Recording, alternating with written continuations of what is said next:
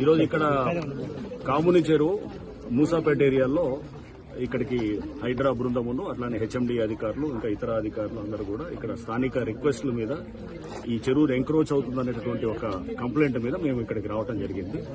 So ఇక్కడంతా కూడా చూసాము. హెచ్ఎండి ఈ కాముని చెరువును కూడా డెవలప్ చేస్తున్నారు. ఇక్కడ ఏదైతే గనక ఎంక్రోచ్మెంట్స్ అంటే కొంత ఈ డెబ్రీ ఏదైతే కన్స్ట్రక్షన్ మెటీరియల్ తీసుకొచ్చి డంప్ చేస్తున్నట్టు ఇది క్లియర్ గా ఎంక్రోచ్ అవుతూ దీని ఒక గుడి అనేటటువంటి ఒక కవర్ తీసుకొని అక్కడ కూడా అల్లరి చేస్తున్నట్టు కూడా ఇక్కడ కంప్లైంట్స్ వచ్చినాయి.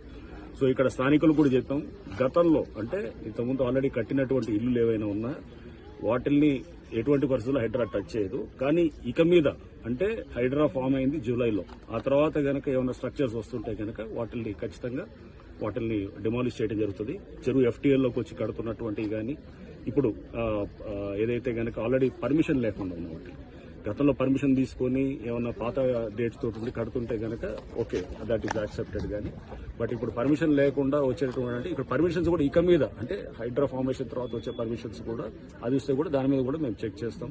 అటువంటి పర్మిషన్స్ కూడా న్యాచురల్ గా ప్రభుత్వం కూడా స్పష్టం చేసింది. పాత పర్మిషన్స్ ఉన్న వాటిని ఆనర్ చేస్తాం, కానీ కొత్తగా పర్మిషన్స్ ఎక్కడ కూడా అది యాక్సెప్ట్ చేయమని చెప్పేసి.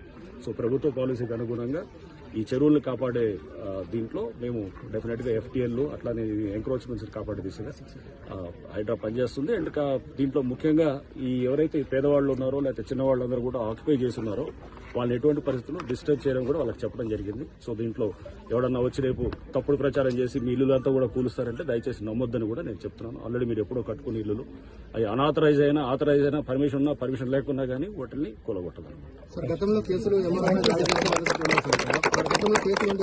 దాడి చేసే వాళ్ళు కూడా ఉన్నారు సార్. ఇందులో అటువంటి కేసులు ఏం చేస్తారు సార్? ఇప్పుడు గతంలో ఇక్కడ కన్స్ట్రక్షన్ చేసుకుంటే ఎంఆర్ఓపై దాడులు చేసిన కేసులు ఉన్నాయి సార్.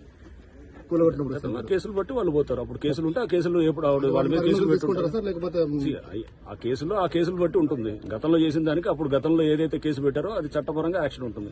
ఇప్పుడు ఎవరైనా చేస్తే కనుక దాని పరంగా యాక్షన్ ఉంటుంది. మరిన్ని ట్రెండింగ్ వీడియోల కోసం న్యూస్ 18 తెలుగు యూట్యూబ్ ఛానల్ ను సబ్స్క్రైబ్ చేసుకోండి.